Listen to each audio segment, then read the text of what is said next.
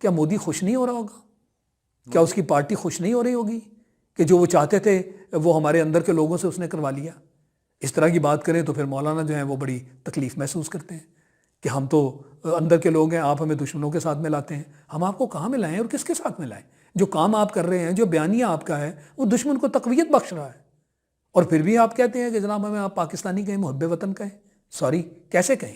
محب وطن وہ ہے جو پاکستان کی خاطر کام کرے، جو قومی مفادات کو اپنے مفادات سے آگے سمجھے، ان سے بڑا سمجھے، مگر وہ اس طرح کی چیز تو نظر ہی نہیں آ رہی۔ لہٰذا میں یہ سمجھتا ہوں کہ دنیا جو ہے وہ اس چیز کو دیکھ رہی ہے، اس میں حکومت کی غلطی بالکل نہیں ہے۔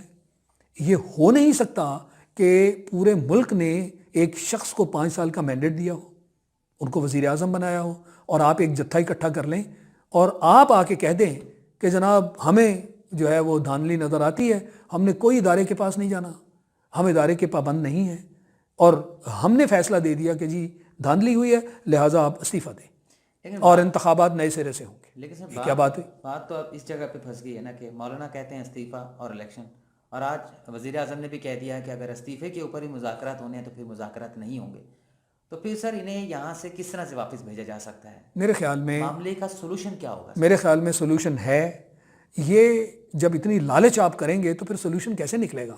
آپ کو یاد ہے پچھلے دنوں چودھری شجاعت نے ان کو اتنی اچھی فیس سیونگ دی تھی جس میں انہوں نے کہا کہ جی آپ نے تو میلہ لوٹ لیا۔ کیا واقعی میلہ نہیں لوٹا انہوں نے؟ مثلا کہ میں نے کہا نا کہ آپ کی حیثیت کیا ہے، سٹریٹ تک آپ جیتے نہیں ہوئے، اور آپ ایک اتنے بڑے لیڈر بن کر اوپر کے سامنے آ گئے۔ آج ساری پارٹیز جو ہیں وہ آپ کو اپروچ کر رہی ہیں، آپ کا نام ہے، ہر روز ٹی وی پہ آپ تقریر کرتے ہیں، ٹی وی کے اوپر آپ کے مذاکرات اور استعفے کی باتیں ہو رہی ہیں، آپ اتنے بڑے لیڈر بن کر سامنے آ گئے اور ابھی بھی آپ خوش نہیں ہیں۔ تو کیا آپ نے لوگوں کو یہ بتاتے ہوئے کہ ہمیں بڑی کامیابی حاصل ہوئی ہے آپ کو واپس نہیں جانا چاہیے تھا؟ آپ نے اتنی بڑی ٹرین مس کر دی، اب اس کا جواب بھی آپ نکالیں۔ حکومت آپ کو اس سے آگے کچھ اور نہیں دے سکتی، حکومت خود کہہ رہی ہے کہ ہمارے ساتھ مذاکرات کرو، اب وہ کہہ رہے ہیں کہ جی جوڈیشل کمیشن بنا لو، ہم اس کو پاورز دیں گے۔ آپ کا رویہ جو ہے وہ اسی بنیاد پر ہے نا کہ دھاندلی ہوئی ہے۔ تو جیسے عمران خان تھے، وہ کہتے تھے جی 4 حلقے ہیں ان کو کھولو، کوئی مطالبہ تو تھا نا جو کرنے کے قابل تھا، مگر حکومت نے وہ بھی نہیں کیا، لہذا وہ دھرنے پہ آ گئے۔ تو آپ نے یہ تو مطالبہ کیا ہی نہیں، آپ بتائیں نا، اداروں کے پاس جاتے تو آپ بات تو کرتے ہو۔ ڈی جی ISPR نے بھی یہی بات کی کہ آپ کو کس ادارے سے شکوہ ہے؟ فوج کے اوپر جو آپ کہہ رہے ہیں جناب کہ یہ جو ہے یہ اس میں جانبداری والا معاملہ ہے اور وزیر اعظم بنایا گیا ہے، یہ سلیکٹڈ ہیں، اب یہ ریجیکٹڈ ہو گئے، اتنے سخت الفاظ آپ استعمال کر رہے ہیں، کیا آپ کو یہ زیب دیتی ہیں چیزیں؟ سر اگر آپ کے تجربات سے فائدہ اٹھایا جائے، جب 2014 میں دھرنے آئے تھے وزیر اعظم عمران خان کا، اس وقت تحریک انصاف کا جو دھرنا تھا یا پیٹ کا جو دھرنا تھا، اس وقت بھی مذاکرات ہوئے تھے، اس وقت بھی اسی طرح کے سخت مطالبات تھے، وزیر اعظم مستعفی ہوں، پارلیمنٹ کو تحلیل کیا جائے، نئے الیکشن کرائے جائیں۔ تو پھر آپ اس مذاکرات کے پروسیس میں شامل تھے، اس وقت یہ معاملہ کس طرح سے سارٹ آؤٹ ہوا؟ آپ اپنے تجربات بتائیں نا سر، وہ کس طرح سے وزیر اعظم عمران خان پیچھے ہوئے، اپنے طاہر القادری صاحب بیک فٹ پہ چلے گئے؟ دیکھیں بات یہ ہے کہ حکومتیں اس طرح استعفے نہیں دیا کرتی، وہ طریقہ غلط تھا۔ آپ نے اگر کچھ کرنا ہے تو پارلیمنٹ میں آئیں، ٹھیک ہے، اور آپ ایک تحریک جو ہے پارلیمنٹ میں ایک موشن ہے وہ سبمٹ کریں کہ جی عدم اعتماد کی تحریک لائیں، مگر اس کے لیے آپ کے پاس میجورٹی ہونی چاہیے، نمبرز پورے ہونے چاہیے۔ تو جب آپ کے پاس نمبرز ہی پورے نہیں، جو سینٹ کے الیکشنز ہوئے وہ تو آپ کے منہ پہ تھپڑ پڑا، آپ کہتے تھے ہماری میجورٹی ہے، آپ کہتے تھے ہماری اکثریت ہے، تو آپ سینٹ میں بھی ناکام ہوئے، لہٰذا آپ کو نظر آ رہا ہے کہ آپ کے پاس اکثریت نہیں ہے۔ ایک طرف آپ کہتے ہیں آئینی اور قانونی، تو یہ جو طریقہ آپ نے اپنایا ہوا ہے یہ آئینی اور قانونی ہے؟ نہ یہ آئینی ہے نہ قانونی ہے، لہٰذا اس کے تحت یہ کام اس وقت بھی غلط تھا، لہٰذا عمران خان کو کوئی ایسی چیز نہیں ملی، وہ غلط تھا، آج بھی غلط ہے، آج اس سے بھی زیادہ اس لیے غلط ہے کہ وہ کم از کم یہ کہہ رہے تھے کہ 4 حلقے کھولو، مطالبات جائز تھے، مگر حکومت نے نہیں کیا، وہ دھرنے پہ آ گئے، قوم کا اتنا وقت، ملک کا اتنا وقت ضائع ہوا، وہ بھی جاتی تھی، مگر حکومت کا قصور تھا، مگر اس کے باوجود ساری جماعتیں جو حکومت کے ساتھ مل گئیں کہ جی جمہوریت کو بچانے کے لیے ہم ان کے ساتھ کھڑے ہیں۔ اچھا سر، ایک بات یہ بھی کی جا رہی ہے کہ یہ جو ایک طرف مولانا کا آزادی مارچ ہے تو دوسری طرف شریف خاندان جو ہے وہ ریلیف پہ ریلیف، کنسیشن پہ کنسیشن لیا جا رہا ہے، اور ڈیل کے حوالے سے تاثر جو ہے وہ کافی زیادہ ہو رہا ہے۔ خود وفاقی وزراء اسٹیٹمنٹ دے رہے ہیں، غلام سرور خان دے رہے ہیں، فواد چودھری دے رہے ہیں، تو کس نے یہ ڈیل دی ہے، کس نے یہ این آر او دی ہے؟ وزیر اعظم عمران خان نے؟ نہیں، نہ یہ این آر او ہے اور نہ یہ ڈیل ہے۔ اچھا، اب اگر خبر آ رہی ہے کہ ان کو ای سی ایل سے ہٹا دیا گیا ہے اور ان کو باہر جانے کی بھی اجازت مل رہی ہے، تو میں سمجھتا ہوں بالکل جو اصول ہیں اور انصاف کے تقاضے ہیں ان کو پورا کیا جا رہا ہے۔ اس کو اتنا مت کھینچیں کہ آپ کسی کی زندگی کے ساتھ کھیلنا شروع کر دیں، یہ تو کوئی بھی شخص نہیں مانے گا اور نہ ہی اس کو ماننے کی اجازت ہونی چاہیے۔ میں بالکل اس چیز پر بڑے سخت طریقے سے کھڑا ہوا تھا کہ جی نہ انہیں باہر جانے دینا چاہیے اور نہ ہی کوئی اس طرح کا بہانہ لیتے ہوئے یہ یہاں سے باہر جائیں، اور جو ان کے خلاف مقدمات ہیں ان کو آگے لے جانا چاہیے۔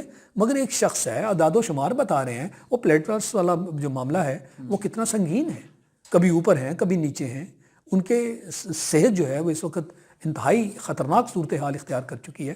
تو لہٰذا ان حالات میں آپ سیاست تو نہیں کر سکتے، نہ یہ ڈیل ہے، نہ یہ ڈھیل ہے، نہ یہ این آر او ہے، مگر وزیر اعظم صاحب کو یہ الفاظ استعمال نہیں کرنے چاہیے تھے جو وہ کہتے تھے کہ جی این آر او نہیں دوں گا۔ آپ کے پاس اتنی پاورز نہیں ہیں کہ آپ این آر او کی بات کریں۔ یہ عدالتوں کا کام ہے، یہ عدالتوں کا کام ہے، نیب بیٹھا ہوا ہے، عدالتیں بیٹھی ہوئی ہیں، آپ یہ لفظ کیوں استعمال کرتے رہے جس کی وجہ سے اب شک و شبہات پیدا ہو رہے ہیں؟ تو لہٰذا یہ ان کی غلطی تھی۔ میں سمجھتا ہوں کہ انصاف کے تقاضوں کے مطابق ہے، اور ان کی چونکہ زندگی کا مسئلہ ہے تو جہاں ان کی تسلی ہوتی ہے ان کو جانے کی اجازت ملنی چاہیے۔ اس کا کوئی تعلق ڈیل یا نعروں سے نہیں۔ لیکن سر جو عمران خان کے سپورٹر ہیں، ڈائی ہارڈ سپورٹر ہیں، وہ کہتے ہیں کہ اب یہ انہیں جانے دیا جا رہا ہے، ان کے تو سزائیں ہونی چاہیے تھیں، انہیں تو جیل میں رکھا جانا چاہیے تھا۔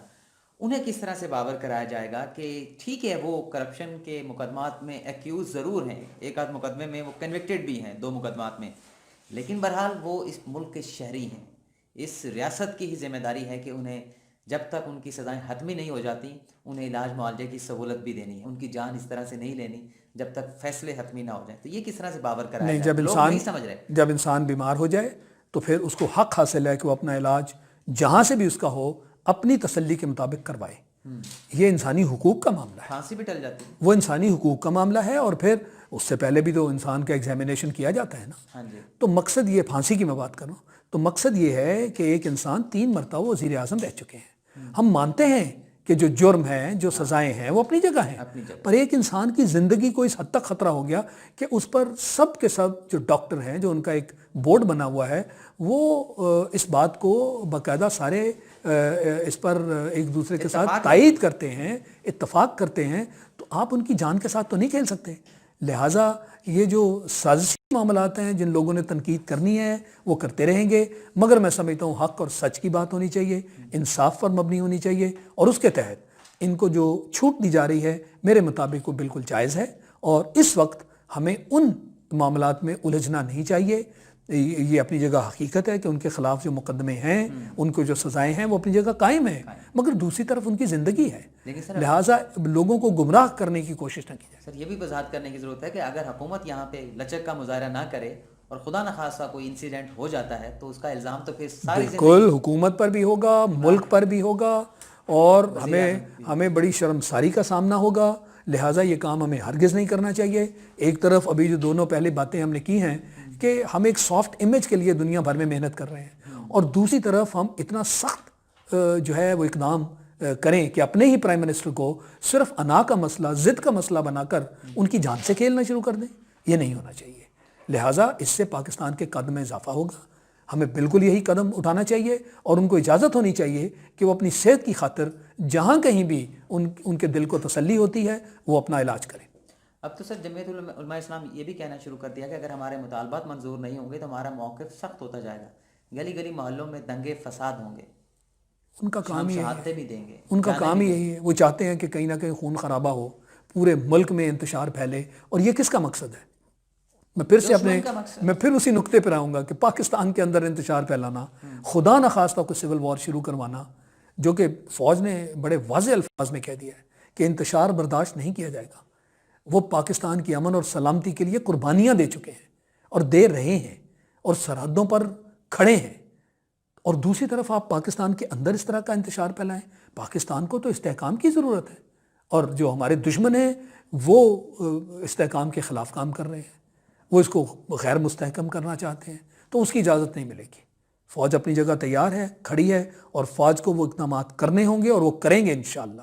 جب اس طرح اندرونی طور پر کوئی سازش کر کے پاکستان کے اندر جو دشمنوں کی کوشش ہے اس کو پورا کرنے کے لیے کوئی اقدامات کرے گا تو اس کو میں سمجھتا ہوں منہ کی کھانا پڑے گی. چلیں سر، بہت بہت شکریہ آپ کا. آپ کا وقت بھی کافی قیمتی ہے، لیکن آپ نے وقت دیا اس کا بھی بہت بہت شکریہ. ناظرین، آپ نے شاہد لطیف صاحب کی گفتگو سنی. آپ کے فیڈ بیک کا انتظار رہے گا. اگلے